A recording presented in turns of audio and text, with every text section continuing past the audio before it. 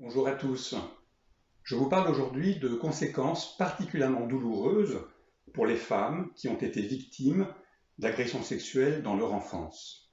Leur difficulté à se considérer comme une bonne mère et d'une manière plus générale, toutes les souffrances liées à la maternité. Et j'utiliserai le mot maternité pour désigner le fait d'être mère.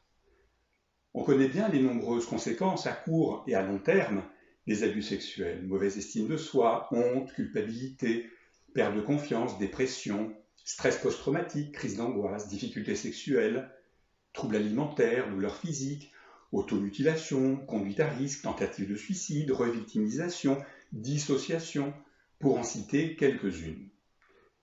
Mais on insiste plus rarement sur les conséquences qui touchent la maternité. La plupart des mères victimes d'abus sexuels voudraient être de meilleures mères que celles qu'elles ont eues et qui souvent les ont fait souffrir. Elles ne veulent pas faire subir à leurs enfants ce qu'elles ont elles-mêmes vécu. Certaines régleront le problème d'une manière radicale, par peur de reproduire les agressions sur leurs propres enfants ou par peur d'être de trop mauvaises mères, elles renonceront très vite dans leur vie à la maternité. Mais celles qui ont des enfants souffrent très souvent de difficultés qui peuvent perturber douloureusement leur rôle de mère. Certains obstacles les empêchent souvent d'être les mères qu'elles aimeraient être. Nous allons en aborder 9. Ces femmes ont souvent une vision très négative d'elles-mêmes, à la fois comme individus et aussi comme mères. Avec une si mauvaise estime de soi, comment avoir confiance dans ses capacités parentales? Elles se sentent rapidement submergées, inaptes, incapables de trouver un juste équilibre. Comment être disponible émotionnellement avec son enfant sans l'étouffer? Et comment poser des limites saines sans être trop oppressante ni brutale? Pour elles, la maternité n'est pas si naturelle que ça, car elles n'ont pas eu de modèle parental suffisamment bon. Beaucoup de victimes d'agressions sexuelles souffrent de problèmes psychologiques. C'est le deuxième obstacle. Comment assumer sa maternité, son rôle de mère, quand on est dépressive ou qu'on souffre d'un stress post-traumatique, qu'on consomme de l'alcool ou des drogues pour atténuer sa souffrance, qu'on vit dans l'angoisse ou qu'on souffre de troubles dissociatifs. Toutes ces souffrances réduisent leur force intérieure et leur capacité à être disponibles pour leurs enfants. Troisième obstacle, certaines mamans sont effrayées lorsqu'elles doivent s'occuper physiquement de leur enfant, que ce soit lui donner son bain, le laver, le changer ou l'habiller. Ces situations d'intimité avec leur enfant peuvent réactiver des souvenirs de leur maltraitance. Certaines mères ont alors peur d'agresser sexuellement leurs propres enfants.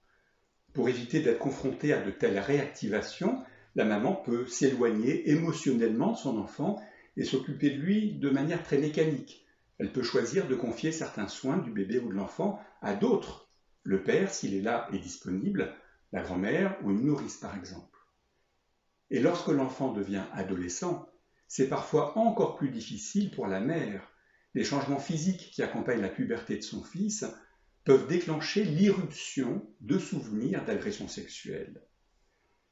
Voyons le quatrième obstacle. En plus des difficultés avec le corps de l'enfant, les mères peuvent souffrir de perturbations émotionnelles. Comment s'occuper de son enfant de manière appropriée quand on se sent émotionnellement absente, détachée, dissociée, engourdie, indisponible? Et parfois des difficultés pour communiquer, écouter, exprimer ses émotions viennent compliquer la situation. Pour bien communiquer, on a besoin d'intégrer un modèle sain et d'acquérir certaines compétences. Malheureusement, certaines de ces mamans n'ont pas pu en bénéficier car la communication était trop perturbée, trop dysfonctionnelle dans leur famille d'origine. Lorsque la maman n'a pas de soutien d'un adulte ou que son conjoint, s'il y en a un, n'est pas disponible pour la soutenir, que risque-t-il de se passer? Eh bien, elle risque de devenir dépendante de son enfant, on appelle ça la parentification de l'enfant. C'est lui qui doit satisfaire les besoins émotionnels de sa mère. Il y a un renversement des rôles très néfaste pour l'enfant puisque ses propres besoins ne sont pas pris en compte. Il essaie de combler le vide maternel et devient le confident de sa mère. Mais qui prend soin alors de lui, qui prend en compte ses émotions, ses désirs et ses besoins à lui? Voyons le cinquième obstacle. Poser des limites et conserver une certaine autorité peut devenir très compliqué car les mères victimes oscillent souvent entre laxisme et rigidité éducative. Certaines ont beaucoup de mal à gérer leur colère et leur impulsivité et en arrivent à des punitions physiques pour essayer de résoudre les conflits avec leurs enfants. D'autres ont peur de blesser leurs enfants et de reproduire l'agression dont elles ont pu être victimes, mais sous une autre forme, la violence physique. En réalité, le risque de devenir violent physiquement avec son enfant semble plus lié à la dépression de la mère et à l'éventuelle violence du partenaire qu'au fait d'avoir été agressé sexuellement. Inversement, de nombreuses mères victimes d'agressions sexuelles ont tendance à être trop permissives, absence ou incohérence des règles, incapacité à poser des limites claires, difficulté à considérer l'enfant comme responsable de ses comportements et à le punir si besoin. Certaines mères sont incapables de la moindre punition car elles craignent de réactiver des souvenirs douloureux de leurs abus passés. En plus d'être trop indulgentes, certaines mères deviennent surprotectrices et ont de grandes difficultés à laisser leurs enfants devenir plus autonomes et indépendants. Ce style parental permissif peut se comprendre. Les mères victimes veulent tellement éviter d'utiliser la force et la punition qu'elles aboutissent à l'autre extrême. Ne pas tenir compte des troubles du comportement de l'enfant, refuser d'être directif, éviter toute discipline, ne faire aucune critique à l'enfant. Sixième obstacle, certaines mères ont peur d'être incapables de protéger leurs enfants, notamment d'une éventuelle agression sexuelle. Cette peur surgit souvent quand l'enfant atteint l'âge où la maman a elle-même été agressée. Elle peut aboutir à un comportement surprotecteur et à une méfiance excessive envers les autres, au point de ne pas laisser son enfant aller chez une camarade, ne pas vouloir le confier même brièvement à un autre adulte, ou se méfier même de son propre conjoint. Certaines mères en arrivent parfois à surveiller en permanence leurs filles, tant à la maison qu'à l'extérieur. Elles leur posent des questions insistantes sur ce qu'elles ont fait, qui elles ont vu, observent leur comportement, vérifient leurs vêtements, parfois inspectent leurs organes génitaux. Voyons le septième obstacle. De nombreuses mères victimes ne sont soutenues par aucun réseau familial. Beaucoup sont seules pour élever leurs enfants.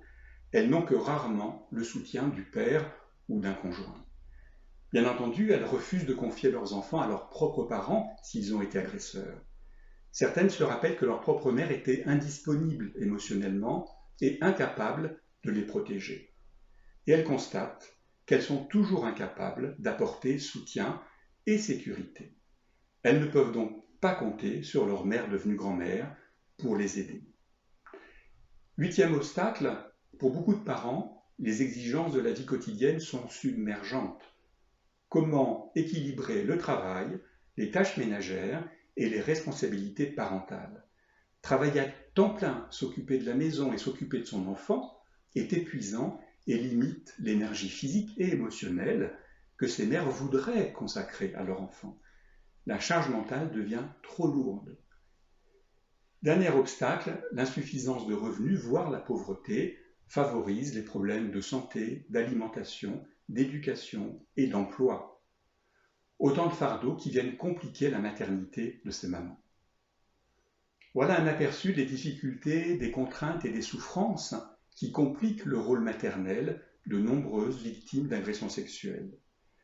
Peut-être que certaines d'entre vous se reconnaîtront dans ces descriptions.